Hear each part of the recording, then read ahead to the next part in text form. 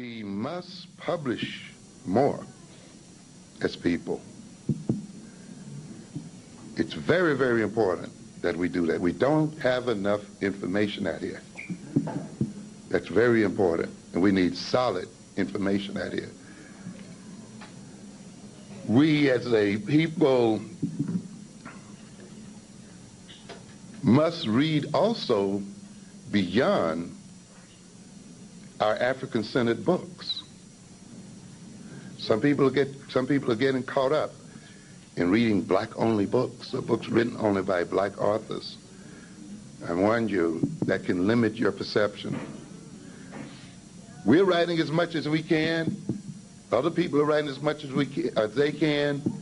But frankly speaking, the number of African-centered books written by African authors is still very narrow in terms of the kind of knowledge and information we need to have as a people. And consequently, then, we must integrate a lot of other knowledge from a lot of other sources into an African-centered program. I am concerned with Africanizing information. You can get information from anywhere and any place and anybody. It's not the source of the information that is of major importance. It is the question that you have in mind and the intentionality that you have in mind when you contact that information that is of importance. When you come with certain African-centered questions and certain African-centered intentions, you can subvert the intentions of other people. And even though they may have written lies, they may have written a book to falsify your image, with an African-centered question in your mind, and with an African-centered intentionality in your mind, you can still gain useful information from that. And you can turn then their intentions into something that works for you. So you just can't say, well, because it's written by a white man, I'm not going to read it. Or because, well, it's lying and they're intended to do. No, the fact that you know it's a lie is information. Now, why is it a lie? What is the end point of the lie? What is trying to be accomplished there? What is the technique of the lie? How is this hooked into propaganda? In what way is this group trying to transform my consciousness? What techniques and methods can I get from this to use against my enemies? What are their methods and techniques of propaganda that I can use to advance the propaganda for African people? Because, see, our propaganda is not necessarily lies either, you know. And propaganda is not necessarily a negative term. Propaganda comes from the basic word to propagate, to move information, to communicate information, to persuade. And the methods of moving information and communicating information and of persuading people is not a science of Europeans only, not by any stretch of the imagination. As a matter of fact, when you study the oral tradition, you'll find that that tradition is very much grounded in persuasion. What you're talking about is very much black culture in America. When you even talk about African culture in Africa, you must recognize and you must ask yourself, what is the political economy of the oppressed black culture? In other words, remember, our personality is a political, economic structure. Particularly, and therefore, if we let another people shape our personalities and shape our cultures, those cultures and personalities will operate to maintain their system and their dominance. So while we may praise black culture in America and African culture in Africa and in the diaspora, we must also ask ourselves the question, what is the political economy of these cultures, and what are the various personal and social identities these cultures produce, and to whose end? We must recognize that the basic identities of the oppressed are largely socially manufactured by their oppressors' culture and related social practices. And to a good extent, what we call black culture in America today, even though it has deep African roots, and African history still buried in it, is still related to and incarnations of Eurocentric culture.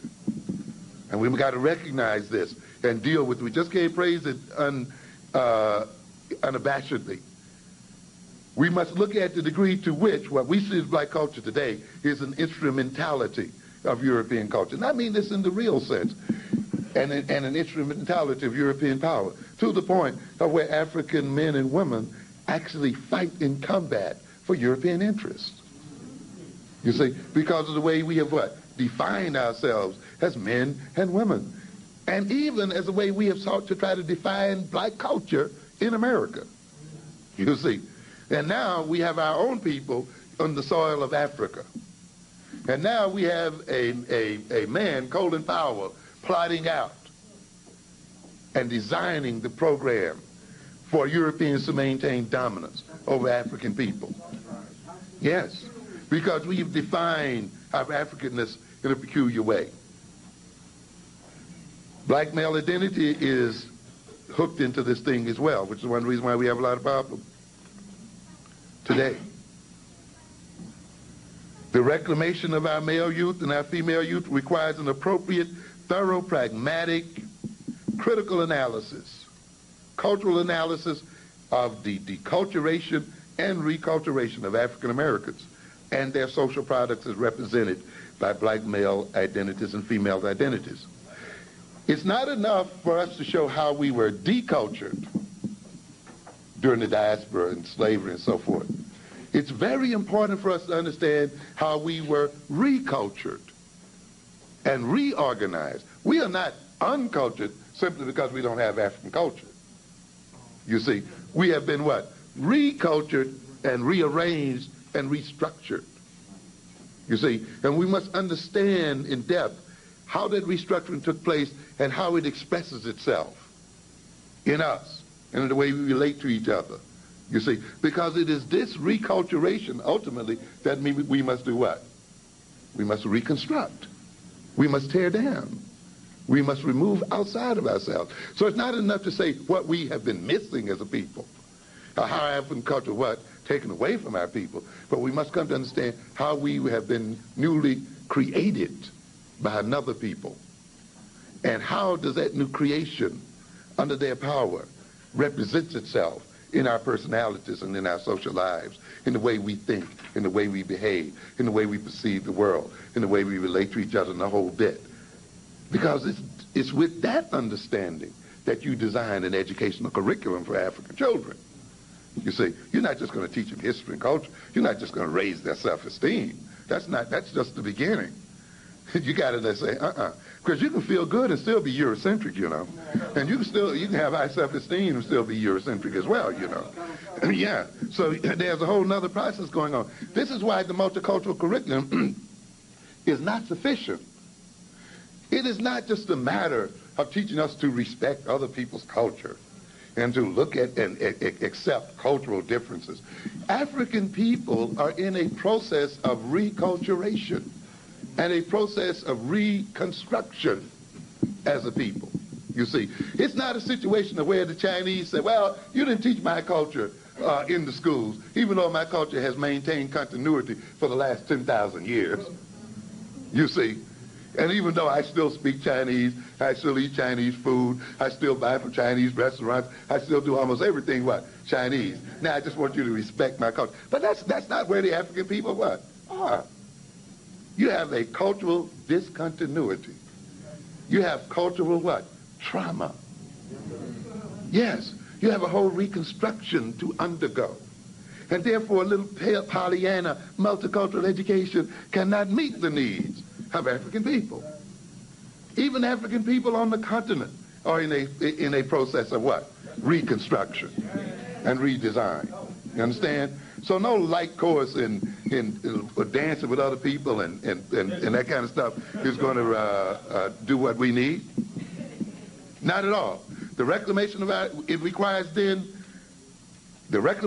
male youth requires an appropriate, thorough, pragmatic, cultural analysis of the deculturation and reculturation of African Americans and their social products is represented by black male and female identities, how these identities, whether considered pro-social or anti-social. I've told you on other occasions that a great enemy to the black community is the good black person. Yes, is the law-abiding black person. Yes. Oh, yes. In fact, we're in this mess because of law-abiding, good black people. Yes. What did I tell you? These youngsters that you want to damn in so many ways did not create the world that they live in. They were born and they are reared in the world that we created, that adults what? Created. They are not making the ghettos. They are not making the joblessness and unemployment. They are not making the poor schools and poor and miseducation. They are not doing and creating these things. It is who? Us. Us. Black adults. African adults. And to a great extent, it is us, law-abiding and good ones. It is us ones who don't see color. Yeah. It is us who want to be loved by Koreans, want to be loved by Arabs, want to have racial harmony, want peace between the sisters and the brothers all over this land. You have your mind. And yet you can't have peace in your own house. You can't have peace in your own neighborhood. You can't have peace in your own street. And it's just so Negroish. Really. He's going to solve the problem of all the people before he can solve his own. Yeah. He's going to have the great mosaic, and he can't even get his own piece together. But this is the role the world has set for us so everybody can succor us, you see. Yeah, that's what all it's about. And what people in the world are going to have any confidence in your capacity to work for all men when you haven't demonstrated your capacity to do what? Work for yourself.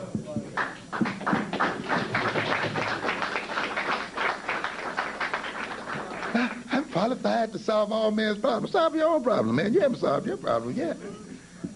In fact, we don't need you to solve our problem. We're doing quite well. We're rich. We're powerful. We're in control. We got great armies. And you want to solve our problem? Yeah, you know, it's amazing. It's amazing. But, you know, again, what did I tell you? In order for us to be in the condition we are in, we have to be what? Backwards. We have to be completely returned around. And we have to go in the very opposite of the way we should go as people. We have to forget our first impulse and change this thing around a bit, you see. We must understand here. And it is the pro-social ones. They feel good. I can spend my money where I want to. But why do you only want to spend it with other people then? What is it? I live wherever I want to. Then why do you want to live with only other people then? What is it? And watch the Negro, as I've said before. Yeah.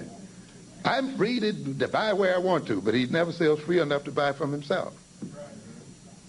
I'm free to live where I want to, and he thinks that means he has to live in a white neighborhood. You see? I'm free to do this and free to do that. And each expression of his freedom requires that he gives up to someone else. Right. The white man doesn't want to live in your neighborhood, but yet he doesn't feel like that's an infringement on his freedom. He doesn't buy from you. He doesn't feel that that's an infringement on his freedom. Doesn't live with you. Doesn't feel that's an infringement on his freedom. Doesn't go to school with you. Doesn't feel like that's an infringement on his freedom. You see? The Korean the same way. In fact, they feel free as the further they can get away. You see? But only the Negro, in trying to express his freedom, feels compelled to impose himself and his money and his wealth and his talents and everything else on outsiders and other people. Yes, backwards, turn around. And to do it for himself, he feels bad. He feels guilty. He suffers from a guilty conscience. He feels irreligious. But it has to be that way if we are to be what? Suckered and robbed as a people. Yeah. And this is the name of the game. There shall be no racial harmony for the next 20 or 30 years, ladies and gentlemen. You got to get used to the idea. You got to get used to the idea, if you're going to win your freedom, that you're going to be disliked by a lot of people and a lot of ethnic groups. Yeah, you got to get used to living with great tension if you're going to reclaim yourself and reclaim your life. If you're trying to maintain peace and harmony with every other ethnic group, they're going to put conditions on it. You can maintain harmony if you let me sell to all your kids and you never own anything. You can maintain harmony as long as you don't disturb my economic domination. It's just like this anti-Semitism stuff that's got LIB jammed up. Oh yeah. People, you know, at one point it's not a race, it's a religion. At another point it's a race. You know, what's going on here? The thing that you have here, ladies and gentlemen, is a political strategy. Yes, sir. And an economic what? Strategy. An instrument of what? Control. A means by which one can control the behavior of others. You can call it religion, ethnicity, anything you want to, but its ultimate reality is that it is used to do what? Control the behavior and perceptions of other people in the interest of the people who belong to that thing. That's all it is. And the first question you ask, and so the thing goes out, you're anti-Semitic. Now, it doesn't matter what you said, whether you told the truth or not the truth, or this or that, has nothing to do with that. Not at all. It has to do, now the next question you're going to ask is, oh, how can I not be anti-Semitic? Don't say this, don't say that, don't do this, don't do that, and then we won't call you what? Anti-Semitic. And so when in striving to be what? Not anti-Semitic, you then what? Fall under the control of another people. Regardless as to whether they are right or wrong, or regardless of how unfair they are, as soon as you meet the requirements of not being called anti-Semitic, you're under control. And yet here's a people that's less than 3% of the American population, less than 1/10 of the world's population, who through the use of that term and through the throwing of that accusation can manipulate whole political and economic and social systems. And then they're the first one to tell you that you shouldn't talk in terms of race. And you should not use what? Your ethnic identity as a base of what? Power. And you should not use your ethnic identity as the base for political and economic strategies, you see, and as a means of what? Controlling other people's behavior and so forth, you see. Ethnicity is much deeper than the demarcation of ethnic characteristics, man. You see, and cultural characteristics, you see, are part of the totality of a people's power. And we have to understand that. And when we are training our youngsters, we have to understand that. We have to get these young men to understand, and when we are training them for manhood and the young women for womanhood and so forth, it requires that we perceive white supremacy as the major social and political and economic spiritual problem to be resolved by African people, and that we ask ourselves the question, what kinds of men and women must we produce in order to overthrow white supremacy? And overthrow white supremacy must be our goal. If you're not about overthrowing white supremacy, you're not about African-centeredness. And the other thing is, if you're not about nation building, you're not about African-centeredness either. Anyone here is talking about African-centeredness and so forth is not talking about nation building and not talking about the building of a Pan-African economic and political system is really, to my mind, not talking about African-centeredness. No, sir. Because the education of our children and what that education means, and what it should contain, and the educational experiences they should undergo, must be defined within a framework of overall purpose and goals for our people. Where are we going? What is our major problem in the world? One of our major problems in the world is white supremacy. This is not the problem of white children, you see. And an appropriate education of African children then requires that they be trained to do what? Solve that problem. And an education that does not include how to overthrow white supremacy among black people and how to destroy white power over black people is not African-centered. I don't care how much culture you teach, how much history you teach. It's not about that. It's not about that.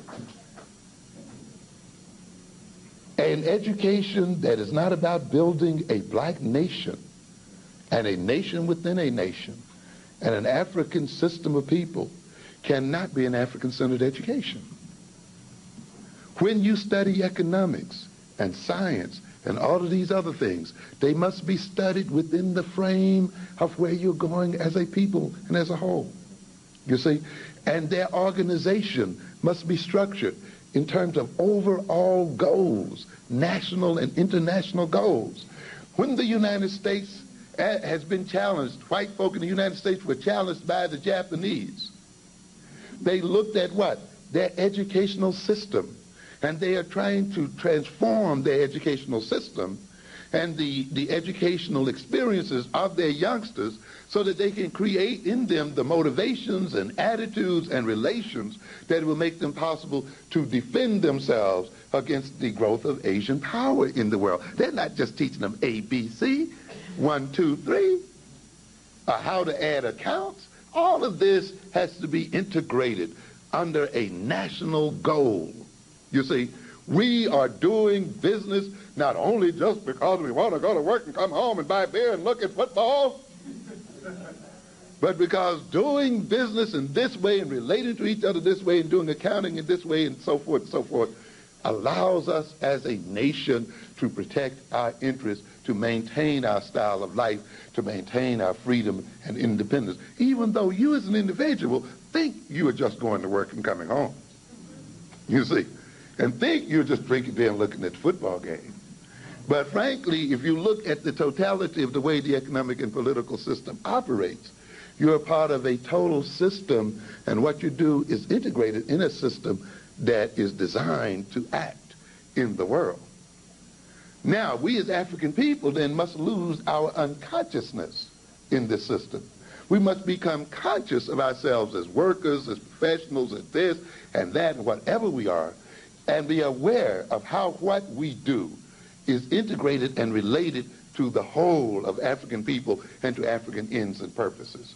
So it is not enough just to gain skills or just to gain knowledge. You must ask skills for what, knowledge for what, and in what way does my skill and my knowledge contribute to the advancement of African people as a whole?